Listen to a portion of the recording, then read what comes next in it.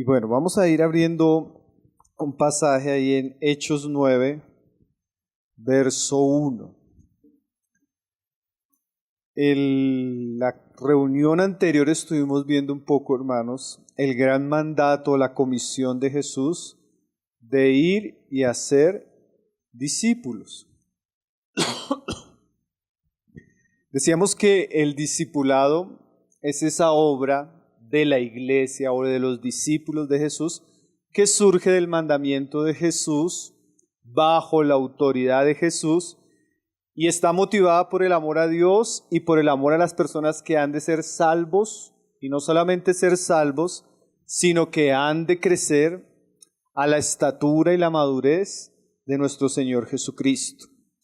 Decíamos, viéndolo en la palabra, que el discipulado es un mandato bíblico. Tal vez es el mandato bíblico que reúne casi todas las labores de la iglesia, incluyendo la predicación, incluyendo la enseñanza, incluyendo todos los medios de gracia y las oportunidades que tenemos para llevar a otros a conocer a Cristo y que maduren en su fe.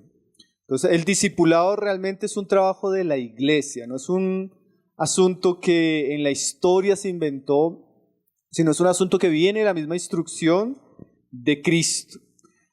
Ahora, hoy vamos a ver el ejemplo de Jesús, porque aquel que mandó a ser discípulos ya llevaba 3 años haciendo de esos hombres, aquellos que mandó, trabajando con ellos para ser discípulos.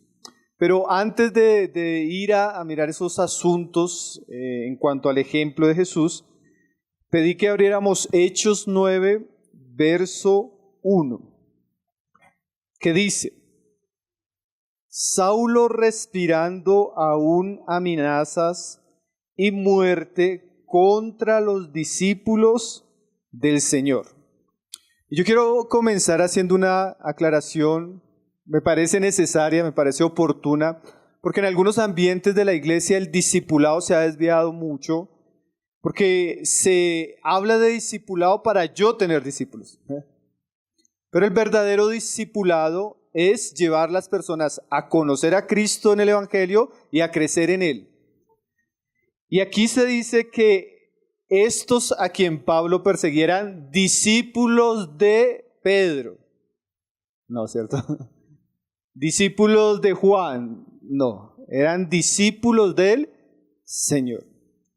Valga la aclaración, hermanos, el discipulado que todos nosotros hacemos como discípulos de Cristo es llevar a otros a Cristo y no a nosotros.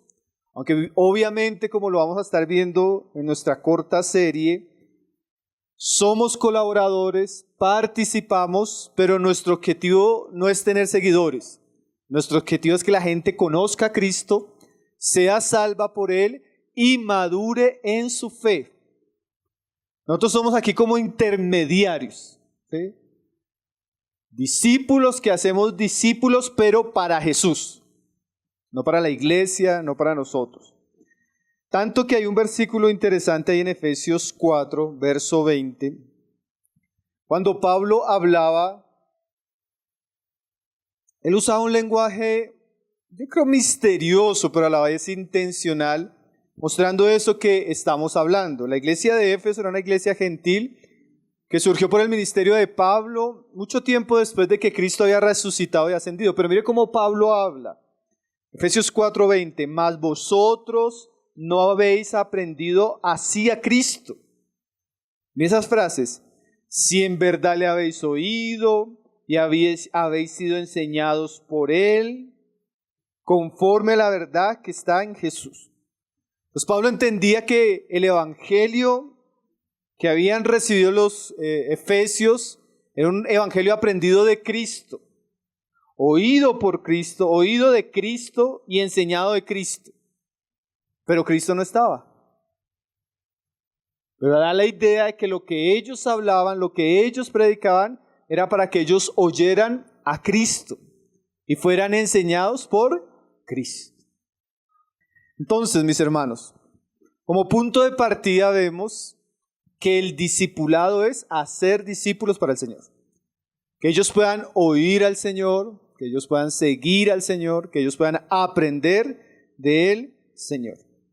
Ahora, hoy vamos a ver el ejemplo de Jesús, porque si Jesús ya llevaba 3 años discipulando a sus discípulos, podemos aprender bastante de él.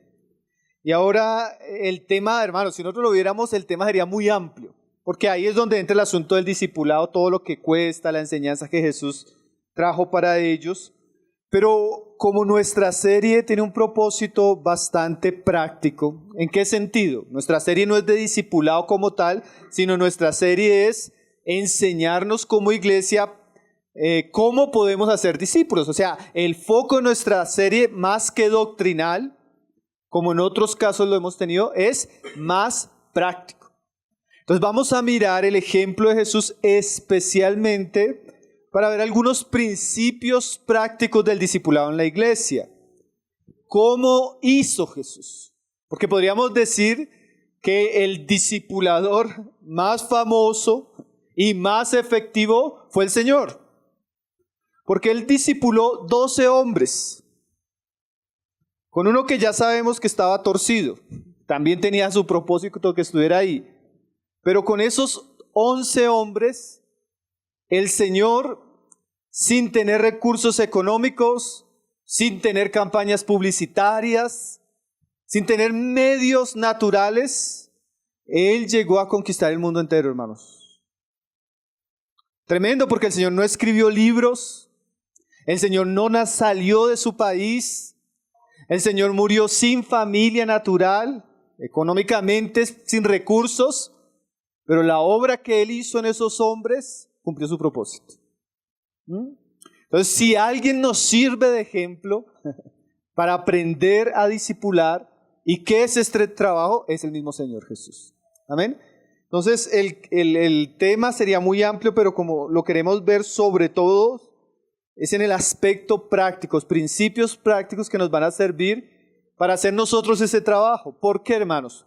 Porque usted se da cuenta que las instrucciones que tienen las epístolas en cuanto al trabajo que como iglesia tenemos que hacer, eran cosas que Jesús hacía. ¿Sí?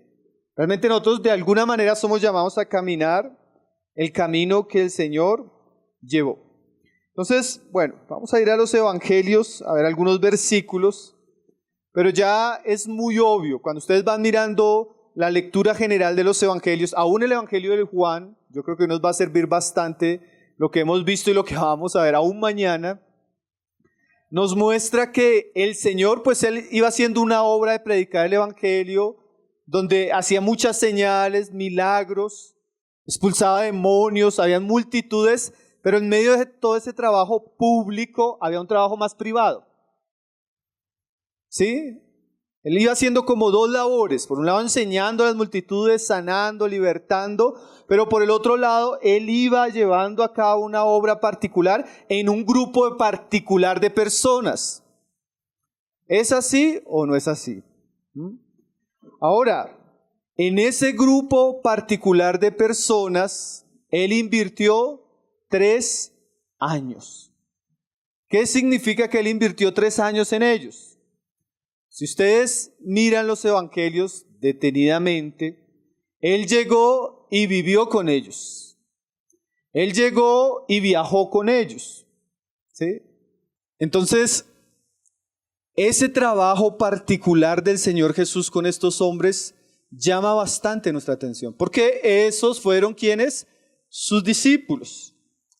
Viajó con ellos, les enseñó, se les reveló, los corrigió, los preparó, los envió y a ellos les entregó las llaves de su reino. Hermanos, yo no quisiera sonar hereje, pero es cierto. Si Jesús no hubiera preparado a estos hombres, podríamos decir que al él ascender su obra, ¿qué hubiera pasado con esa obra? Entonces, esos discípulos irían a cumplir una labor importantísima. Entonces, ahí es donde nosotros vamos a ver que Jesús fue muy intencional en trabajar con ellos. ¿Sí? Él no solo estaba pensando en predicar a las multitudes, no solo era un predicador. Él en su trabajo, él estaba haciendo como un buen maestro discípulos. ¿Sí? Entonces vamos a ver el ejemplo de ese trabajo del Señor en la vida de estos hombres. Un trabajo muy particular. A mí me impresiona, hermanos, que cuando Juan escribe su carta, Juan dice lo que hemos visto, oído, palparon nuestras manos tocante al verbo de vida. O sea, eso fue algo que marcó la vida de Juan. Él pudo andar con Jesús, conocer a Jesús, ver a Jesús, oír a Jesús, tocar a Jesús, viajar con Jesús, ¿sí? Y por eso ellos pudieron anunciar después aquellas cosas que están en los evangelios. Entonces vamos a ver en el trabajo de Jesús algunos principios para el discipulado, para que nosotros podamos seguir las pisadas que Él hizo. Entonces lo primero que vamos a ver es lo que leíamos la vez pasada: id y hacer discípulos. Eso que Jesús va a mandarle a hacer a sus discípulos, Él lo hizo. Él fue. Vamos a ver en qué sentido fue y qué significaría ir. Porque ahora, como vamos a ver de manera particular en el discipulado incluye que el maestro, en este caso, va a buscar a los discípulos. ¿Qué significó eso? Vamos a verlo de manera clara y en algunos versículos. Por ejemplo, Mateo 15, verso 24, una mujer se acerca a pedirle un milagro a Jesús. Ella está en una situación difícil. Pero mire que en medio del ministerio de Jesús, Jesús estaba muy enfocado de que Él había sido enviado a un grupo particular a hacer una obra particular. Y Él le dice ahí en Mateo 15, 24 a esta mujer, dice: Él respondiendo dijo: no soy enviado sino a las ovejas perdidas de la casa de Israel. Él fue enviado por el Padre a Israel, ¿sí? Como dice ahí, a las ovejas perdidas de Israel. No existe tal cosa, eso ha surgido en la historia, es una herejía y además es un engaño, de que Jesús fue al Tíbet, de que Jesús fue a la India, que Él fue a aprender de los maestros gurú, a sanar. Todo eso es falso, hermanos. El Jesús de las Escrituras es judío. Nació en una ciudad judía, creció entre los judíos y su ministerio público, podemos decir, fue exclusivo de los judíos. Él salió, bordeó su tierra, pero con sus discípulos. Su trabajo era para Israel. ¿Por qué digo esto, hermanos? Porque para ser discípulos, nosotros vamos a tener que en un sentido, aprendiendo de Jesús, ir, pero ¿a dónde? Con nosotros es diferente, porque Él decía el pasaje: id, ¿a dónde? A todas las naciones. Ya es diferente que Jesús, ¿no? Jesús venía a la casa perdida de Israel. Nosotros somos mandados de manera, en un sentido, como decíamos la vez pasada, universal. Pero ya mire un poco más ese id. Mateo 4, verso 18. Ese id de Jesús no solo fue ir a Jerusalén, hermanos. No solo fue ir a las sinagogas. Obviamente Él fue. Obviamente había un ministerio público. Pero el discipulado no era tan público. En un sentido, Jesús no discipuló multitudes. Él fue a buscar cierto grupo de hombres que serían sus discípulos. Y el Evangelio de Mateo, Juan nos muestra cómo fueron esos encuentros.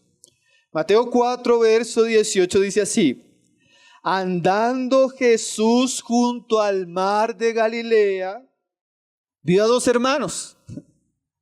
Miren esto, hermanos: el Señor del universo, el Verbo hecho carne, Dios con nosotros, habitó en medio de nosotros. Pero en ese ir fue a la playa.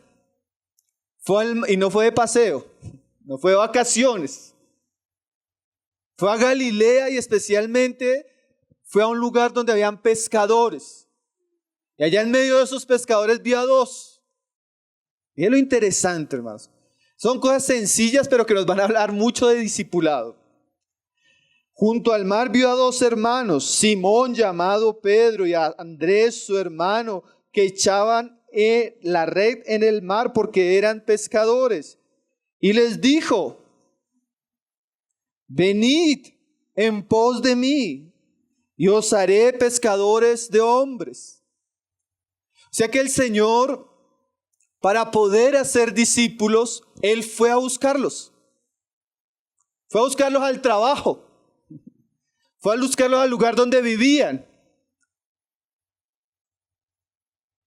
Obviamente hubieron otros que llegaron de otra manera, pero aquí de manera muy intencional los principales discípulos de Jesús fueron buscados por Jesús. Quiere decir, como decíamos la vez pasada, que el discipulado incluye ir. Tenemos que ir, buscar. La iglesia no se puede quedar en el salón de reuniones. La iglesia no se puede quedar solo en Jerusalén, en el templo, en las sinagogas. Obviamente el Jesús también tenía un ministerio ahí, pero Él también iba. Él también buscaba. Él también le hablaba a las personas de manera personal. Pedro, Andrés, vengan. ¿A usted no les parece eso interesante, hermanos? Los maestros de aquella época no iban ante los pescadores. Mucho menos hablaban con personas comunes. ¿Sí? Otro caso, Juan 1:43. Ese lo leímos cuando estamos estudiando el Evangelio de Juan. Felipe dice, el siguiente día quiso Jesús ir a Galilea. Dice ahí, y halló a Felipe y le dijo, sígueme. Entonces, el ejemplo de Jesús, hermanos, para nosotros como cristianos, como iglesia, es que en un sentido somos llamados a ir, como Jesús fue. En un sentido somos llamados a llamar personas, a invitarlas a que conozcan a Cristo, a que sigan a Cristo, a que entiendan el Evangelio, a que escuchen su palabra. Bueno, podríamos mirar más casos. El caso de Mateo. Mateo está contando ahí dinero en la mesa de impuestos. Y Jesús pasa por ahí y le dice, sígueme. O sea, ¿por qué quiero resaltar esto, hermanos? El discipulado que Jesús nos muestra, primero es en un sentido personal. Él fue donde estos hombres, Él los llamó por nombre. Él fue a sus trabajos, después fue a sus casas, conoció sus familias, sanó a sus suegras. ¿Sí? ¿No fue así? Jesús no era una persona ajena, extraña a los hombres. Jesús amaba a los hombres e iba en búsqueda de los hombres. Nosotros tenemos un ejemplo, hermanos, de alguien que amó de manera intencional, trabajó, vivió, visitó, buscó personas que él conocía obviamente de antemano, que le habrían de creer, seguir y que serían sus discípulos. Quiere decir, en este primer punto que estamos viendo, que el discipulado sí o sí requiere ir. Y otra cosa que va a ser bien importante en esto que vamos a estar hablando, hermanos, el discipulado sí o sí requiere contacto personal. Y en nuestros días, donde tenemos tanta tecnología, donde podemos comunicarnos con una persona de aquí a China en un segundo, hacer una videollamada, enviar un correo. ¿Saben qué es una de las cosas que más se ha perdido en el hombre? El contacto personal. Pero piense esto, los discípulos que Jesús hizo, Él tuvo contacto directo con ellos. Él fue hasta la barca. Ellos estaban oliendo a pescado. Habían pasado, estaban en la arena, ¿Usted ha ido a lugares donde hay pescadores? Yo me acuerdo que ahí saliendo de Barranquilla, un pueblito lleno de pescadores, hermano. Negritos, quemados por el sol, prácticamente entaparrados. Así era Pedro, hermano. Así era Andrés. Y allá fue el Señor.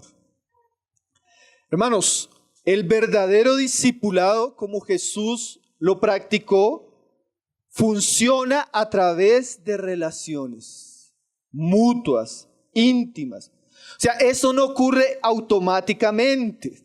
Entonces nosotros debemos aprender que el Señor fue muy intencional en buscar las personas, hablarle a las personas, crear esa relación maestro-discípulo para tener un bien, para causar un bien espiritual en ellos. Alguien decía, hermano, si es cierto, una iglesia así no habla de discipulado, pero si es una iglesia que tiene fuertes relaciones personales, va a practicarlo. ¿Sí? Ahora, hermanos, en esto hay algo que es bien importante decir, porque a veces nosotros quitamos ingredientes que hacen parte de la vida cristiana. Nosotros en la vida cristiana tenemos muchos medios de gracia. Pero esos medios de gracia no pueden quitar esto, el contacto personal. Tenemos reuniones, son una bendición. Tenemos material en internet, son una bendición. Tenemos podcasts, tenemos libros. Tenemos la vida cristiana, las disciplinas privadas que todos debemos practicar, que son una bendición. Pero eso no borra la importancia de las relaciones personales en el discipulado. Hermanos, la Biblia dice que Jesús llamó a estos hombres así, a que estuvieran con Él, a que caminaran con Él, a que le siguieran.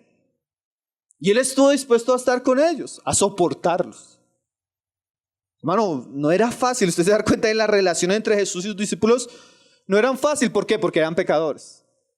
Pero aún así estuvo dispuesto a estar con ellos.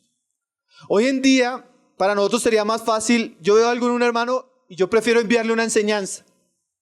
Yo prefiero regalarle un libro antes que acercarme y hablarle. ¿Sí el problema del contacto personal que a veces es escaso en nosotros? Como decíamos en la reunión pasada, el problema está muchas veces en nuestro egoísmo, en nuestra vida individualista, en nuestra falta de amor. Pero a veces yo no quiero ir, yo no quiero empaparme, yo no quiero tener contacto. Gente que le dice a uno cuando llega a la iglesia, hermano, a mí me gusta la palabra, esto, pero de lejos. ¿Sí? Yo tengo un espacio personal que no quiero que nadie invada. Bueno, el verdadero discipulado requiere contacto personal. Vamos a mirar el ejemplo de Pablo y otros pasajes, hermanos, que tienen ese pequeño detalle importante. Hechos 20, verso 31.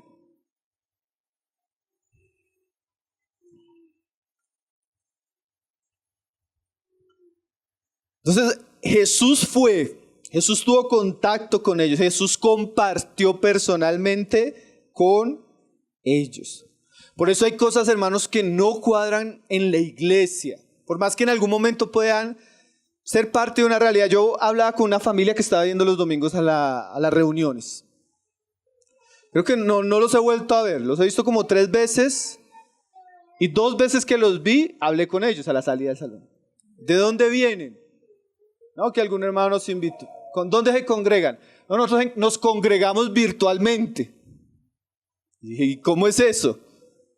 No, pues que en pandemia conocimos a un pastor y él nos está pastoreando virtualmente. ¿Y usted lo conoce? ¿Sabe quién es su familia? ¿Conoce su testimonio? Yo le dije, la vida cristiana, tal como la tenemos en la Biblia, requiere contacto. ¿Sí? Pero a veces es más fácil prender el computador que tener contacto con una persona, hermano. Es que es ese contacto, esa comunión la que nos permite en un sentido conocernos y ayudarnos a crecer. Yo estaba visitando hace un tiempo, hermanos, una casa, un lugar y habían reuniones. Y yo siempre que me iba despidiendo de una hermanita mayor con la que me despedía y durábamos hablando 15 minutos, 10 minutos. Ya sabía que la despedida era eso.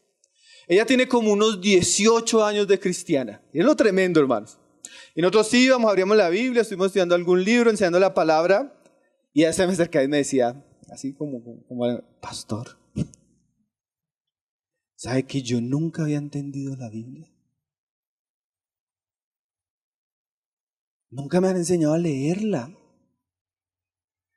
Así cada vez que terminábamos la reunión se me acercaba y me comentaba, me abría su corazón. Pastor, ¿sabe qué? Yo llevo reuniéndome tanto, pero yo allá no les creo. Pero ahora entendí. Hermano, ¿y por qué lo digo? Esos 10 minutos, hermano. Yo creo que esos 10 minutos ella me ha contado cosas que sus pastores no saben. Contacto personal.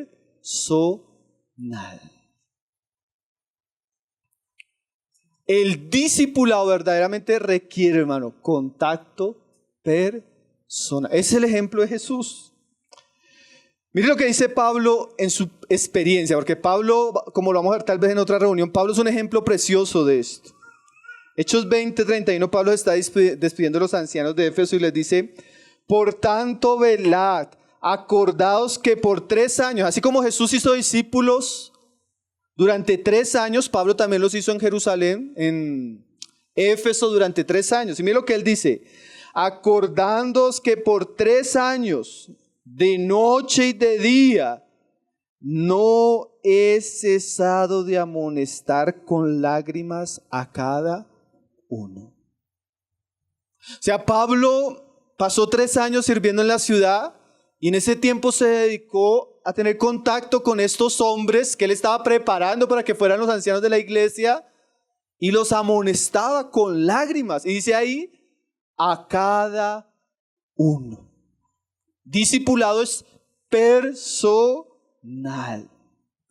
Pablo ya había dicho que él les había predicado el arrepentimiento, les había predicado todo el consejo de Dios, y eso es parte del ministerio, hermano. Nosotros no queremos negar la importancia de nuestras reuniones, de la palabra, la predicación, pero hay una parte que hace el contacto personal importantísima. Pablo nos da ejemplos de eso. Pablo tenía contacto con ellos, hablaba con ellos, les conocía, lloraba con ellos, hermanos. El ejemplo del Señor y usted el ejemplo de Pablo, y eran personas, como dice el dicho, eran pastores que olían a oveja, las conocían, sabían sus necesidades, oraban por ellas. Alguien una vez nos dijo, en un campamento que tuvimos hace tiempo, invitamos a los predicadores, y alguien se nos acercó después del campamento y nos dijo: hermano, ¿sabe qué? Muy buenos predicadores, pero no los vimos hablando con nadie. Eso es raro, ¿no, hermanos? Porque el ejemplo de Jesús es que Jesús enseñaba así en la sinagoga, pero salía a la casa de sus discípulos. Tenía contacto con ellos, les conocía, compartía. Vamos, si nosotros debemos aprender de Jesús. Él fue, los acercó así, caminó con ellos, les conoció, les amó, y como aquí dice Pablo, les habló a cada uno. Yo escuchaba un hermano que decía hace poco, en una entrevista, decían: hermano, usted que es un gran conferencista, y él decía: yo no soy conferencista, yo soy pastor. Que es diferente. Diferente yo ir a dar conferencias a diferente la vocación que Dios me dio de cuidar personas. Diferente. Es una persona muy conocida. Nosotros tuvimos, hermanos, eso es una pequeña anécdota que a mí me llamó la atención. Nosotros tuvimos la oportunidad de conocerle personalmente. No les voy a contar toda la historia, pero fue hasta gracioso. Estábamos en un evento y íbamos a salir. Todo el mundo quería tomarse fotos con ellos porque eran muy conocidos. Pero los hermanos dijeron que no iba a haber fotos. Eran como 8,000 personas, ¿qué foto iban a ver? Entonces nosotros salimos con las personas que nos estábamos hospedando para recoger las maletas del hotel y irnos, hermano. Y precisamente llegamos al lobby del hotel y estaban almorzando ahí. Y alguien le dijo a la persona con la que estábamos: espérense que ahí está si quieren tomarse fotos. Y nosotros estábamos con el hermano Willy, entonces dijimos: pues da pena con los hermanos, si ellos se quieren tomar fotos, estemos ahí. Fueron, los sacaron de comer, hermano. Miren lo tremendo, los hermanos. Los sacaron de comer para que tomaran una foto. Y el hermano, me dice el hermano: venga, hermano, tómese una foto, que esto no se da todos los días. Yo: bueno, venga, nos tomamos la foto. Y el hermano, miren lo tremendo, antes de tomarse la foto: no, hermano, ¿usted cómo se llama? ¿De dónde viene? ¿En qué iglesia se reúne? ¿Qué hace usted ahí? Miren lo tremendo, hermano. A mí eso me llamó la atención más que la foto. Yo quedé como, yo no sabía cómo responderle. No, iglesia sin nombre. No sé. Ahí entra el negocio difícil, ¿no? Pero me pareció interesante que antes de tomarnos la foto, el hermano comenzó a preguntarnos de nosotros. ¿Sí ven la diferencia, hermano? A veces el espíritu de Jesús en esos aspectos debe llamarnos la atención. Hay otro pasaje, hermanos. Tercera de Juan, capítulo 1, verso 13. Aquí uno ve un discípulo de Jesús, hermano, hablando en ese sentido. A mí este pasaje, hermano, siempre me ha hablado bastante, pero en este punto me habló más todavía. Ve lo que dice Tercera de Juan, capítulo 1, los cristianos que trajeron Biblia, verso 13. Si no, puede juntarse al lado de uno. Dice, mire lo que está diciéndole Juan a quien a Gallo. La carta está escrita para Gallo. Dice, yo tenía muchas cosas que escribirte. O sea, en la carta. Pero mire estas frases, hermano. Pero no quise escribírtelas con tinta y pluma. Hermano, nosotros somos lo contrario. Yo veo algo en el hermano y en vez de ir, le escribo. ¿No es así? Nosotros somos la generación de WhatsApp. Hoy es todo WhatsApp. Yo veo algo en el hermano y le mando una enseñanza. O no se la mando, lo publico en el estado para ver si de pronto está mirando y se anima a escucharla. Yo tal vez veo algo en el hermano y digo, este necesita leer tal libro, hermano, le hace tal libro. ¿Sí o no? Pero mira cómo habla Juan. Pero no quiero escribírtelas con tinta y pluma. Dice, porque espero verte en breve y hablaremos cara a cara. Hermanos, ahí yo quedo con una interrogante. Dios hubiera podido hacer que Juan escriba lo que quería decirle más a Gallo. Algunos podemos decir, no, es que no era tan importante. De pronto era más importante a tal punto que Juan prefirió decírselo en persona. Bueno, sí, a veces es bueno escribir. A veces es bueno mandar un libro, mandar un video. Pero a veces es mejor ir y decirlo cara a cara. Discipulado incluye esto. Relación face to face. Cara a cara, compañerismo, comunión. Jesús no solo era un conferencista, hermanos. Jesús, Él fue y hizo discípulos. Espero verte en breve y hablaremos cara a cara. Hermanos, obviamente es una bendición podernos reunir juntos un domingo, cantar juntos, escuchar la palabra juntos, pero también es una bendición podernos reunir cara a cara y hablar cosas que tal vez no se hablan el domingo. Que me digan tal vez cosas personalmente que no me podrían decir Ahora, hermanos, el ejemplo de Jesús es que era una relación personal con sus discípulos. Las multitudes era algo más de milagros, de predicación, de panes. Los discípulos era algo más de relación. Entonces, el discipulado incluye relaciones, hermanos. Relaciones sanas, profundas, saludables. Obviamente esas relaciones son relaciones entre pecadores. Entonces sanas no quiere decir que sean fáciles, pero sanas quiere decir que tienen un buen propósito, un buen espíritu. Pero aquí vamos a ver dos caras, porque esta verdad tiene dos caras. Por un lado, Jesús buscó a estos hombres, pero por otro lado, el discipulado funcionó con estos hombres porque ellos querían. Y eso es importante saberlo. Mire lo que decía alguien. El discipulado cristiano funciona a través de una relación acordada mutuamente.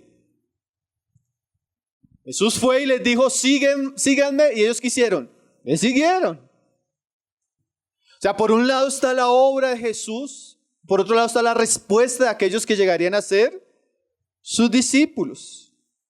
El Señor no forzó. Mañana, si ustedes quieren, vamos a ir a Juan 6. Yo voy a pisarle un poco el talón al mensaje de mañana. Pero hubo un momento donde los discípulos no quisieron, algunos, ¿no? ¿Y qué hizo Jesús? Mañana lo van a estudiar, yo solo lo voy a leer hoy.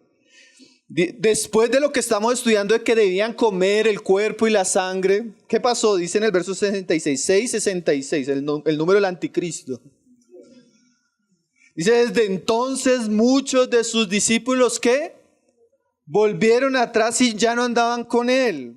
Recuerda esas palabras, volver atrás y ya no andar con él. Dice el 67, dijo entonces Jesús a los 12, ¿queréis acaso iros también vosotros? O sea, este no era un discipulado, ¿qué? Forzoso. Esto era algo de dos partes. Él fue, él buscó, él llamó y hubo personas que respondieron. Y eso es una gran lección para nosotros, hermano. Nosotros como iglesia somos llamados a ir, llamar, invitar. Pero si las personas no quieren venir, no podemos hacer nada. Nuestra responsabilidad es ir, predicar el evangelio, llevarlos a Cristo, enseñarles la palabra, buscar, entrar en un contacto un poco más personal, más íntimo. Pero es imposible discipular a alguien que no quiere. Miren, hermanos, a mí en estos días he escuchado como 3 comentarios que nos han hecho que uno dice, es que la iglesia, es que los hermanos. Hermano, es imposible, como dice el verso anterior, discipular a alguien que volvió atrás. Es imposible discipular a alguien que ya no quiere andar con Jesús. Ahí no somos responsables. Porque usted puede llamar, usted puede querer ir a visitar, usted puede querer hacer algo, pero si la persona no quiere, no se puede. El discipulado requiere la participación de las dos partes. Aquellos que discipulan y aquellos que se disponen. ¿Sí? Difícilmente, si a veces es difícil con los que quieren, piense eso, es difícil con los que quieren. Hay gente que no quiere. Hay gente que se escandaliza con la palabra y vuelve atrás. Hay gente que se escandaliza con Jesús y ya no quiere seguirlo. Ahí, hermano, orar, esperar. Recuerdo hace unos años, hermano, yo tuve una experiencia bien interesante. Yo comencé a tener mucha carga por una hermana de la iglesia. Yo comencé a orar, pero la carga era tal que yo sentía que tenía que hablar con ella. Entonces yo le decía a Diana, amor, tengo mucha carga para hablar con fulana. Pero es que es jovencita, de uno de hombre. Pero fue tanto que le dije, amor, voy a hablar con ella. Yo la llamé, me senté, le dije, ¿qué está pasando? Tenemos carga, no sé qué. En últimas palabras, las palabras sutiles fueron, estoy bien. Estoy bien de cortar la conversación. ¿Sabes? Entonces estoy bien. Yo dije, nosotros sabíamos, no sé, porque el Señor habla al corazón, que es estar bien, no estar bien. Pero comenzamos a orar, Señor. Con el tiempo el Señor hizo algo para que esa persona viniera. Dios destapó el corazón, las situaciones, y ahí comenzamos un trabajo. Terminó en algo lindo. Pero si la persona no quiere, hermanos, hay que orar, hay que descansar y hay que dejar. Nosotros no podemos forzar. Estas cosas son cosas que no se fuerzan, son voluntarias. Un tiempo estábamos ahí con mi esposa y una pareja. Comienza el uno, no, es que yo pienso que lo mejor es dejarnos, estamos aburridos, ya no soportamos. Y la otra, pues yo también he estado pensando eso y tal vez el divorcio es un camino. Yo los dejé hablar como 1 hora y a la hora le dije, hermanos, con todo el cariño, con todo el respeto, si su propósito es el divorcio, yo aquí no les puedo ayudar en nada. Por favor, se van. Salgan de mi casa. En ese asunto no los puedo acompañar. Ahora, si quieren que les ayudemos, cambian la conversación. Si no, se van. ¿Me hago entender, hermanos? Gracias al Señor se quedaron. Pero que me divorcio, que me voy, que soy yo. ¿Acaso eso es lo que enseña la palabra? ¿Cómo yo les voy a aconsejar en el mejor divorcio? ¿Cómo esperan? El discipulado requiere que las personas quieran. Si no quieren, las puertas, con todo el respeto y con todo el amor, no, ni siquiera se los dije ofensivamente. Sí tenía algo por dentro que estaba... Pero hermanos, pero sí, ahí les señalé la puerta, estaba bien cerca, estábamos de la puerta. El discipulado requiere las dos partes. Participación de las dos partes. Ahora, ¿cuándo seríamos responsables, hermano? Y ahí sí no justificaría ni a la iglesia ni a alguno de nosotros. ¿Cuándo seríamos responsables? Escúcheme bien esto. Cuando las personas nos buscan y piden ayuda. ¿Usted se acuerda de la visión que tuvo Pablo? Un varón de Macedonia que les suplicaba que viniera a ayudarles.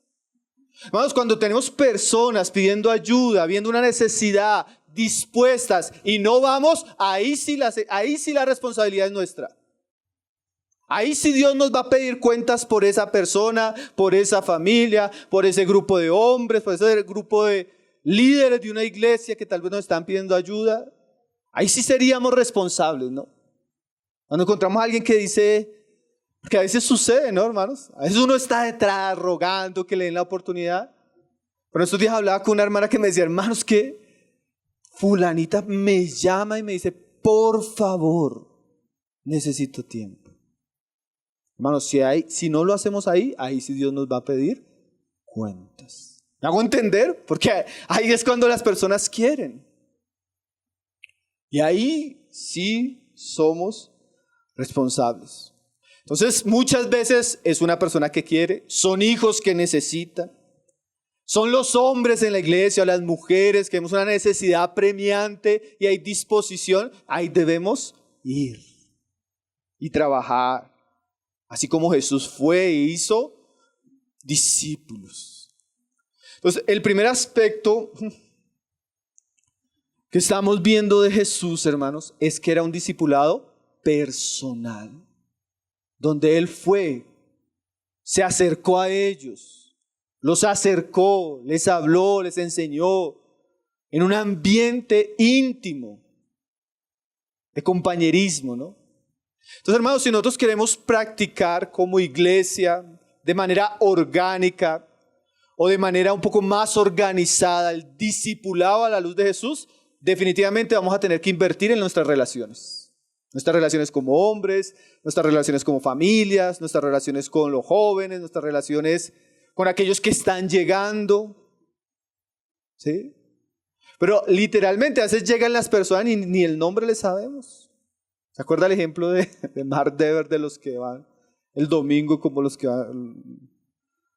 cerditos que van a comer? Ellos solo van a comer y ya se van satisfechos. Pero lo primero que vemos en Jesús es que para Él hacer discípulos, Él entró en un contacto personal con ellos. Él fue. Amén. Y así debería ser la manera como nosotros visualizamos nuestra vida cristiana, siguiendo el ejemplo del Señor. Segundo, Jesús hizo discípulos yendo y manteniendo una relación con ellos. Ahora, Jesús fue, pero en esa relación había un centro de autoridad sobre el cual Él ejercía el discipulado sobre ellos, que era su palabra. ¿Sí? Él fue, les habló, les enseñó, los acercó a Él a través de la palabra.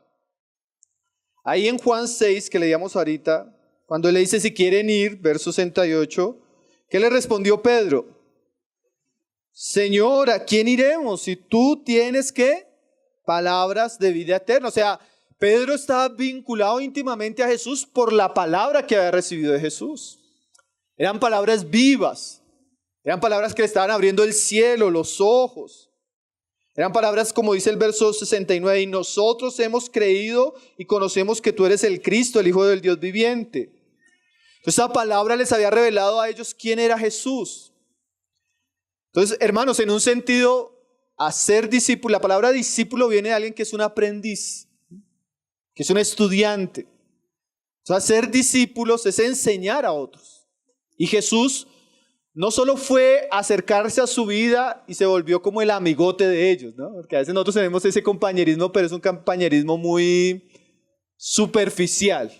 Nos gusta ir a comer juntos, nos gusta ir a viajar juntos, tenemos gustos personales semejantes, pero nada de Biblia, nada de palabras, ¿sí?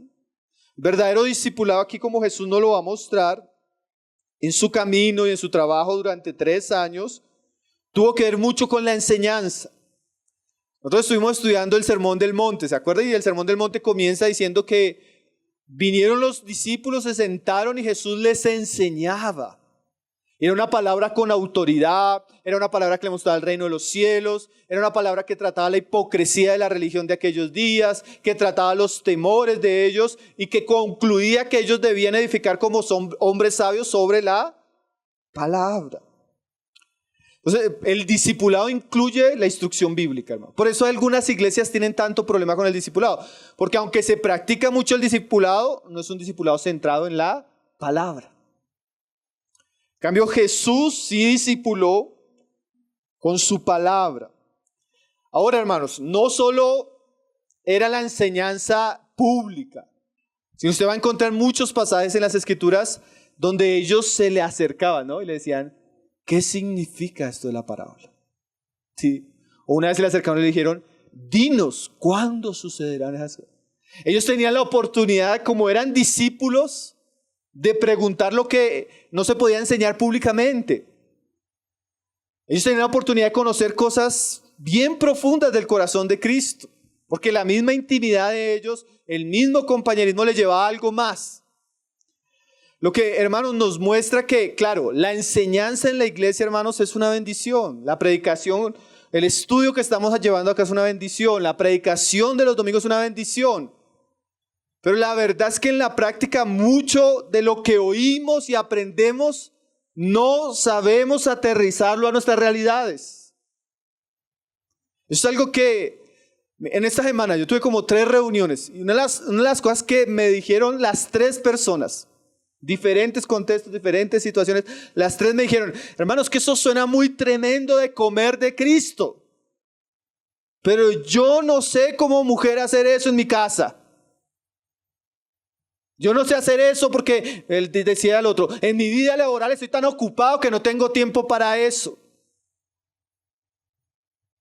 Y el otro decía, no sé qué hacer un devocional, no sé leer la Biblia, me distraigo, no lo aprovecho, no lo entiendo.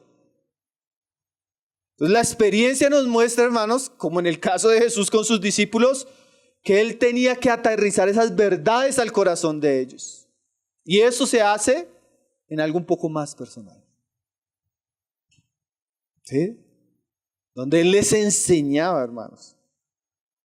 De manera directa, clara, particular. Un día iban ellos. Usted va a encontrarse eso mucho en la enseñanza que tienen los evangelios. Un día iban en el camino y comenzaban a pelear entre ellos. ¿Se ha leído ese pasaje? Discutiendo quién iba a ser el mayor. Y el Señor se voltea y les dice, miren, el que quiera ser mayor. Mire esa enseñanza no era una predicación, hermanos. ¿O lo era? No era. Era que Jesús con su palabra estaba guiando a la aprendiz. Porque es que este es un discipulado diferente, hermano. No es una cátedra. Es más ese discipulado que usted le dice, bueno, esto es así, hágalo. Y el maestro está ahí detrás, no, corrija eso. Eso no tiene que ver con eso. Es esa dinámica más como la que tendría un maestro de carpintería con su discípulo que está aprendiendo a hacer muebles. Hágale ahí, no, ahí se equivocó, lije así, corte así, cuidado se machuca. Es un discipulado más así. Hermanos, porque a veces de verdad, yo no sé si a usted le pasa. Yo he tenido clases, hermano. La predicación es así. Usted se sienta, paso 1, paso 2, paso 3, paso 4, paso 5, paso 6. Vamos a hacer un ejercicio. Comience. Comienza la persona así, queda como... Bueno, otra vez, paso 1, es así. Coja el pasaje. Paso 2, lea bien el pasaje. Y es eso, ¿me hago entender, hermanos? Pero así nos pasa en todas las áreas de nuestra vida.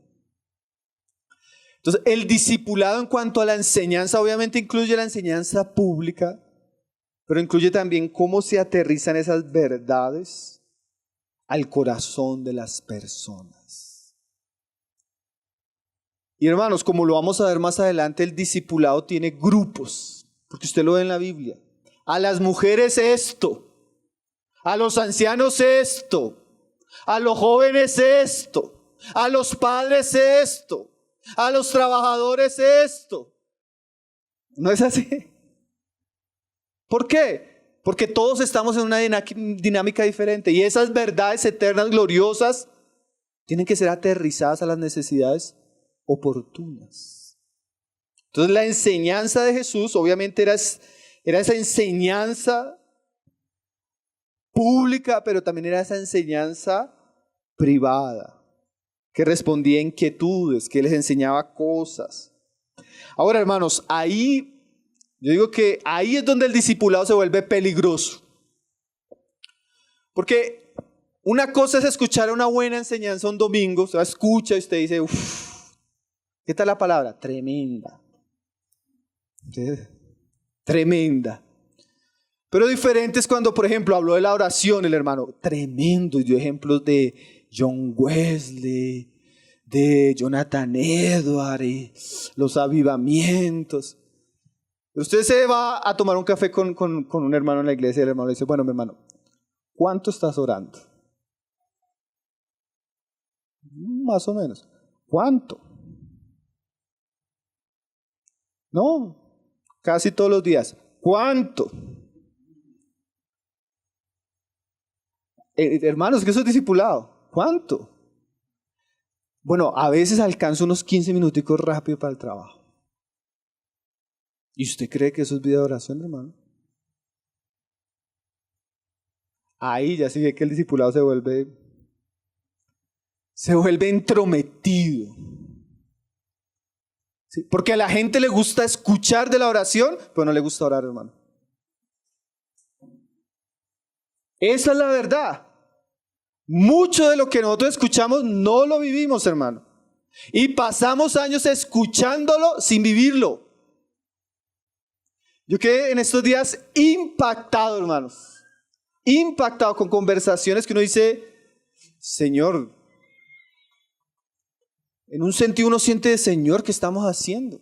Cuando usted entra a preguntar, ahí usted dice, ¡oye, madre! No estamos orando, no estamos estudiando la palabra, no estamos viviendo con Cristo, no está. Y usted ve el domingo y la gente dice amén, la gente le agradece a uno por el mensaje, hermanos. Pero cuando usted ya entra a ver si están viendo el mensaje, no lo estamos viviendo.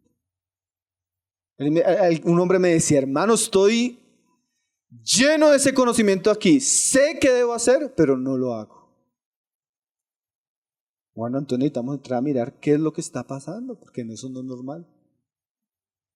Eso no es normal. ¿Y dónde se descubre eso? Cuando usted entra y se baja del púlpito y comienza a preguntarle a las personas. Cuando usted confronta a la persona. Cuando usted ni siquiera confronta, pregunta. Cuando usted toca la puerta ahí usted se da cuenta que el asunto requiere más. Entonces la palabra obviamente trae una gran verdad, pero esa palabra tiene que entrar a corregir particularmente nuestras situaciones. La palabra tiene que tener aplicación. Ahora volvemos al asunto que esto tiene dos caras. Nosotros debemos estar dispuestos a hablar, a preguntar, a querer enseñar, pero las personas también tienen que estar dispuestas a abrirse, a responder. Hablábamos con una persona en estos días. Vamos a reunirnos. Cuando llegó a la reunión, llega y dice, no quería venir. Mi esposa dijo, nadie la obligó. ¿Por qué vino? Es que a veces ustedes son muy... ¿Cómo fue que dijo?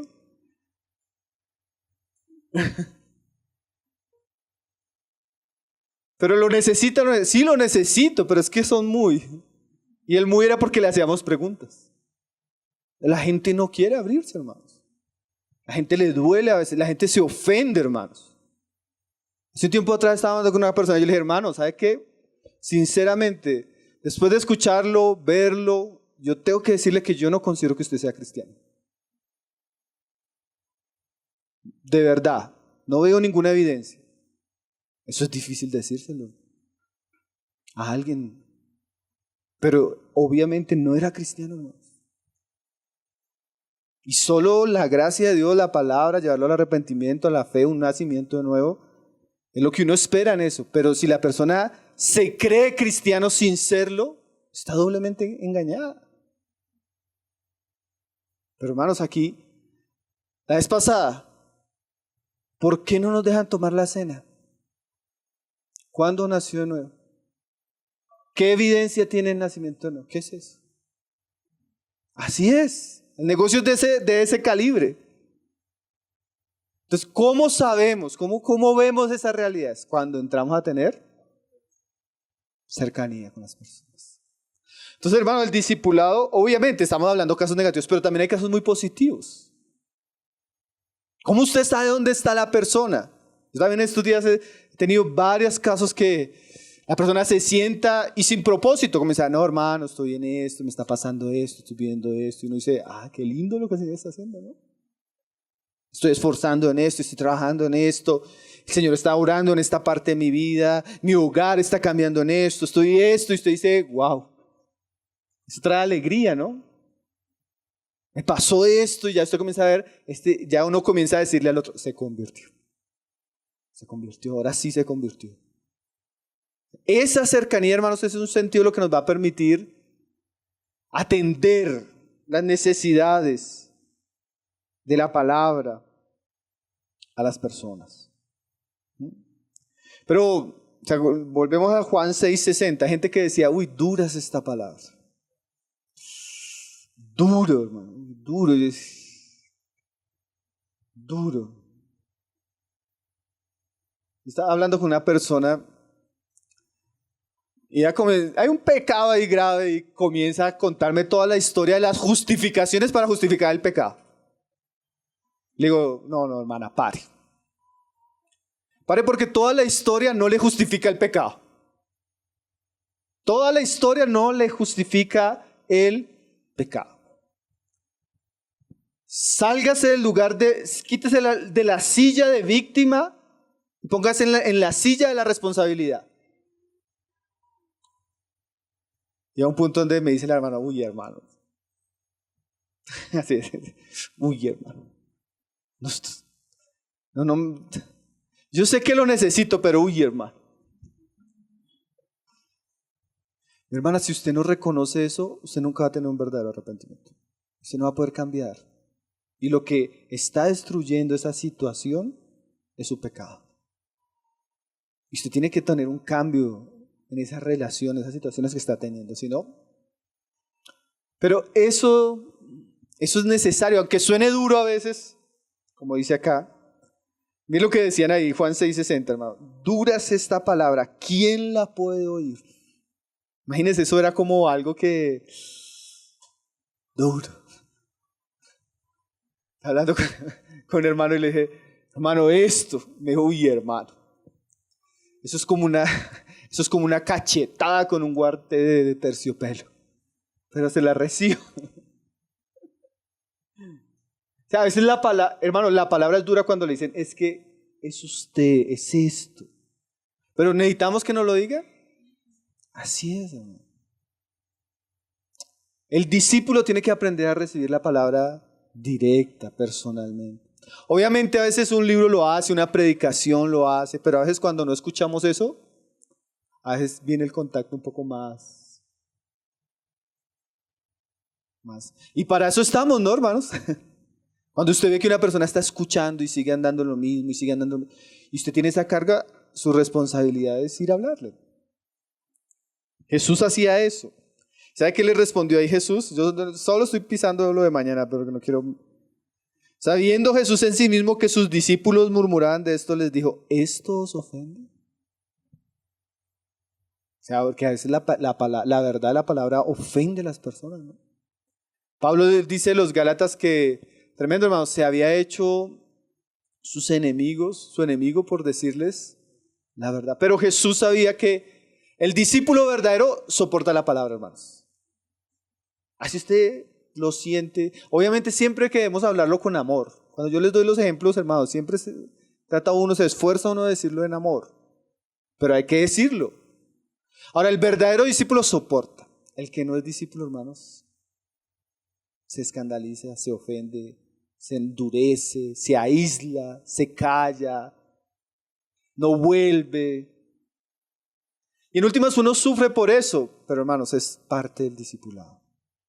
Si la gente, como yo le decía a un hermano, si no es capaz de soportar una exhortación, no es capaz de caminar en medio del ambiente de la iglesia. Porque la iglesia tiene eso, hermanos, es una dinámica íntima del discipulado cristiano.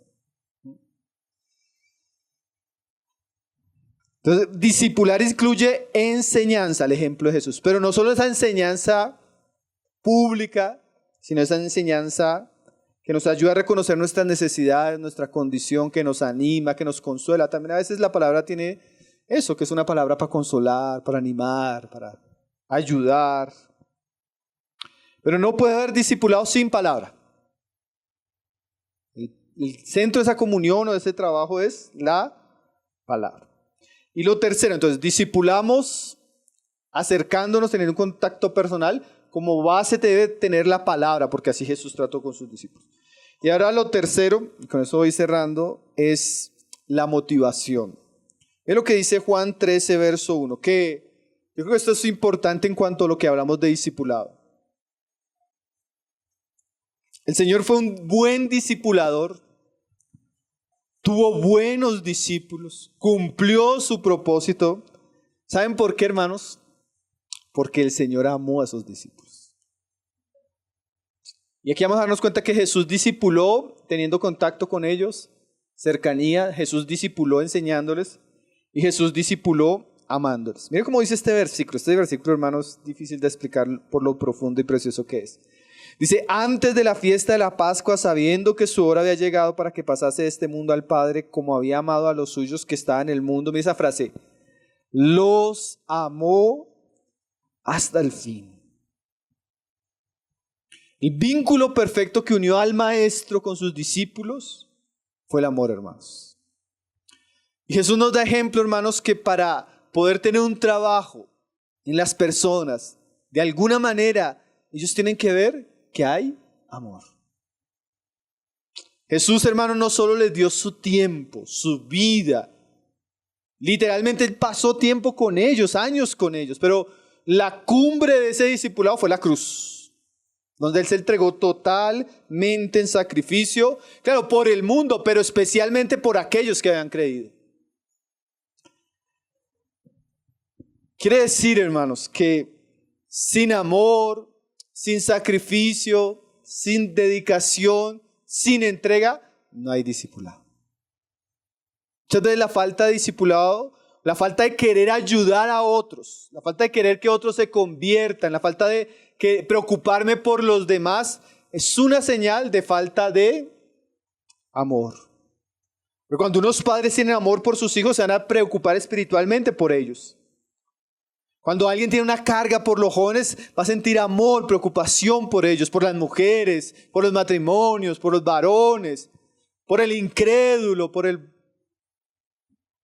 El amor es como ese combustible, hermanos, que debe motivar el discipulado. O sea que es imposible dedicarle tiempo, sacrificio a las personas si no hay amor, porque el discipulado requiere entrega, abnegación. Un hermano decía, el discipulado es sangriento en algunos aspectos porque hay mucho sufrimiento, hay mucha ingratitud, a usted le dedica tiempo a una persona, la ayuda y esa persona sale hablando mal de usted. ¿Sí? Usted le ha dedicado tiempo, ha hecho, se ha esforzado, le ha ayudado y a un punto donde no, terminó de hablar. Así es el trabajo con las personas. Jesús vivió eso, pero Él amaba a las personas a pesar de ellos. ¿Sí?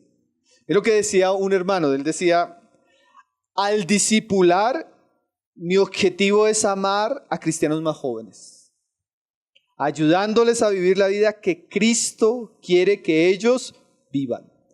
Discipular es compartir tu vida con otras personas, con visitas, palabras, actos de amor que demuestren que estás preocupado por ellos.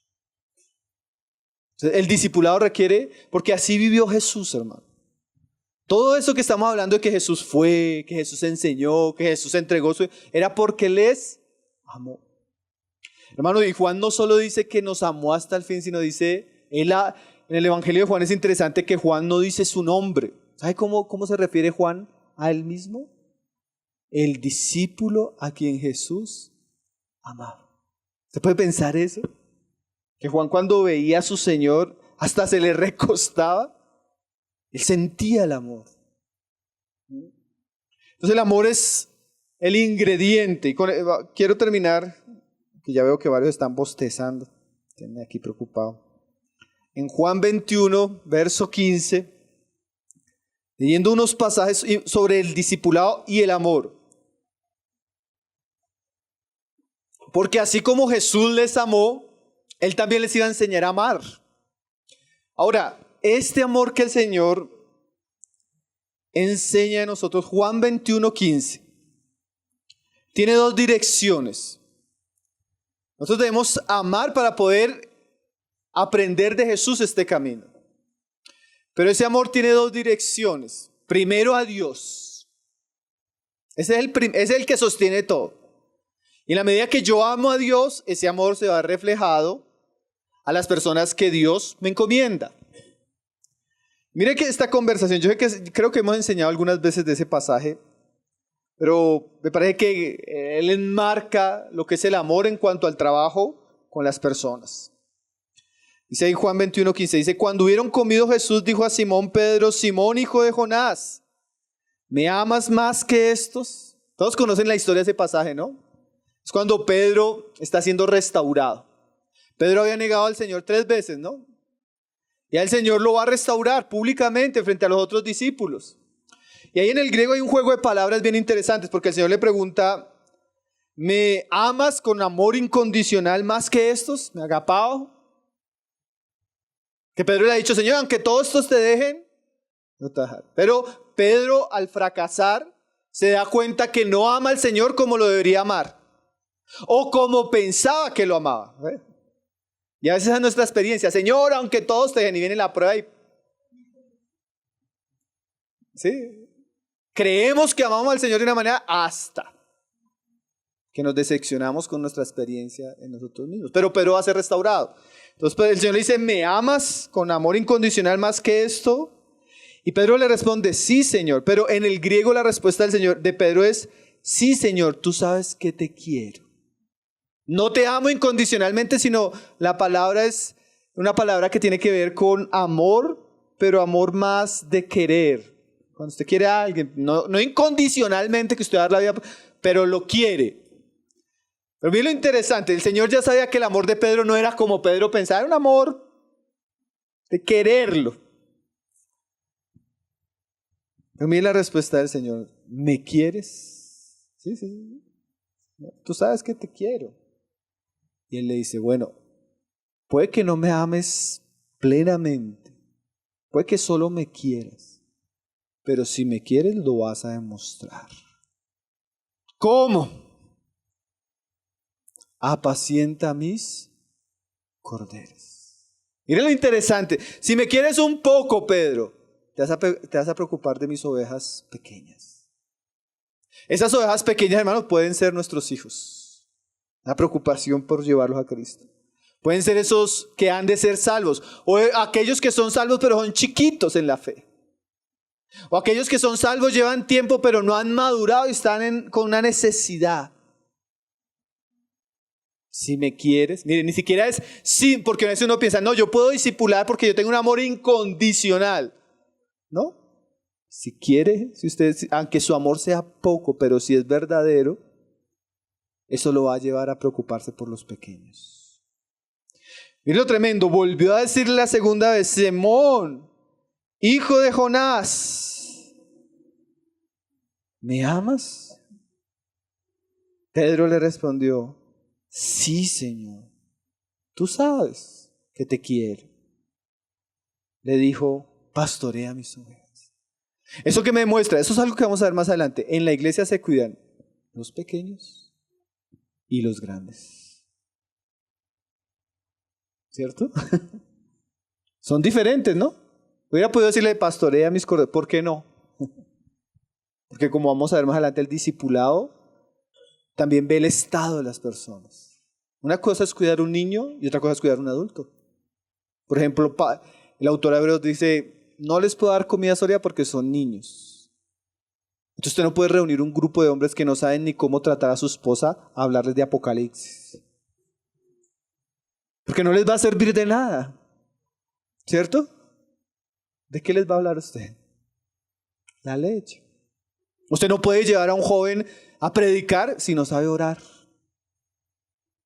¿Me hago entender, hermanos? Me decía Lili la vez pasada, hermanos, el curso de predicación tremendo, pero cuando yo preparo el mensaje yo tengo que pensar que le voy a hablar a niños. Es diferente, ¿cierto? Al que le va a hablar a un joven o al que le va a hablar a la iglesia en general. Lo cierto es que el Señor nos direcciona. Hay pequeños, hay grandes, pero ¿será que le amamos? Porque Él sabe que el discipulado no se puede hacer si no hay amor. Le dijo la tercera vez, hermano, ¿cómo el Señor le va a repetir esto tantas veces? Yo a veces creo que el Señor es muy intencional, ¿no? ¿Usted cree que está hablando por hablar?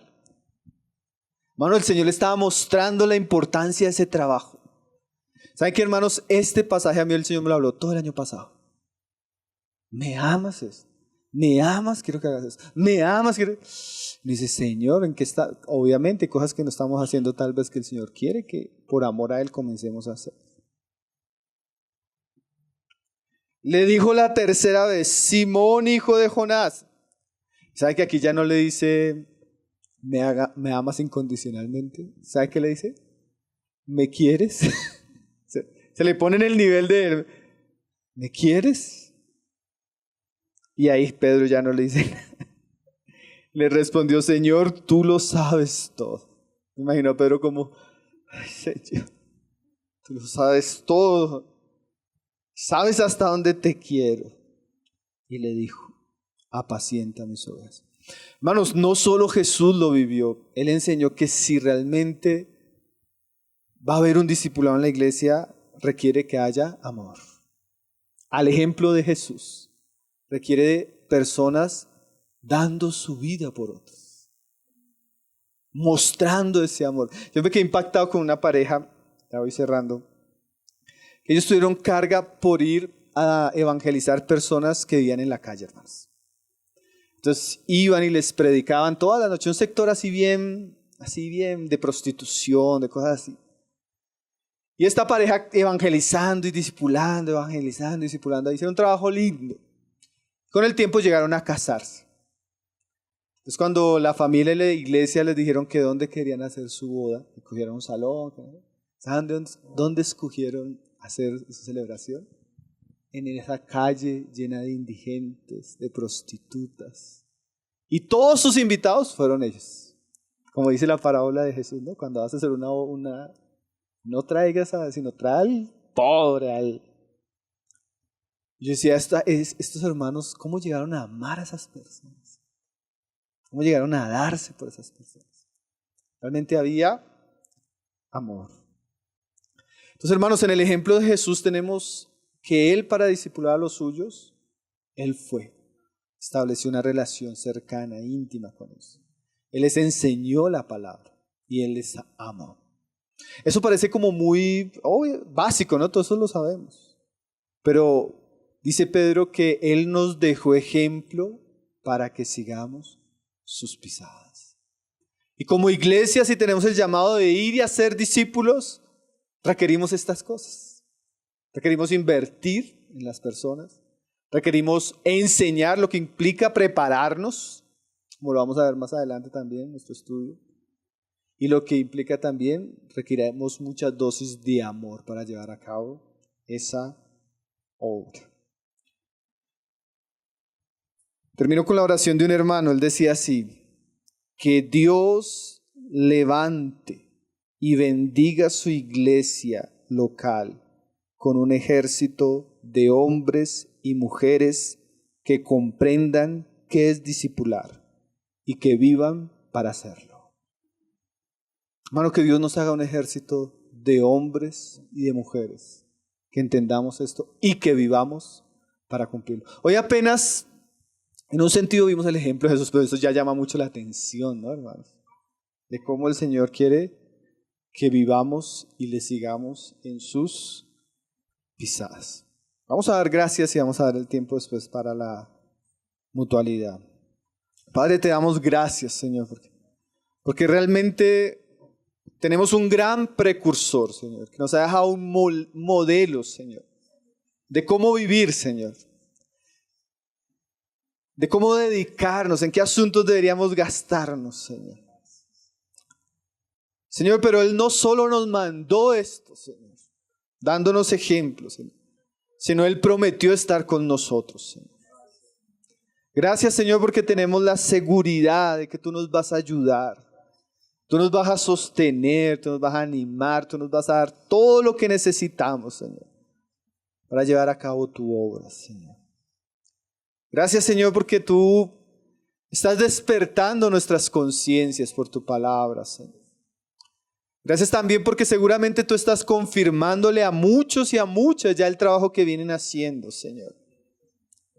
Gracias, Señor, porque tú quieres hacer esa obra y continuar esa obra en medio nuestro, Señor.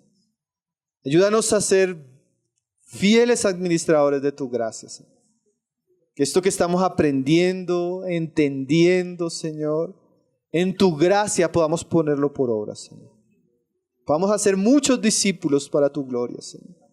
Muchos puedan conocerte a través de nuestra enseñanza, a través de nuestra comunión, a través de nuestras visitas, a través de nuestra exhortación, Señor, a través de nuestras obras, Señor.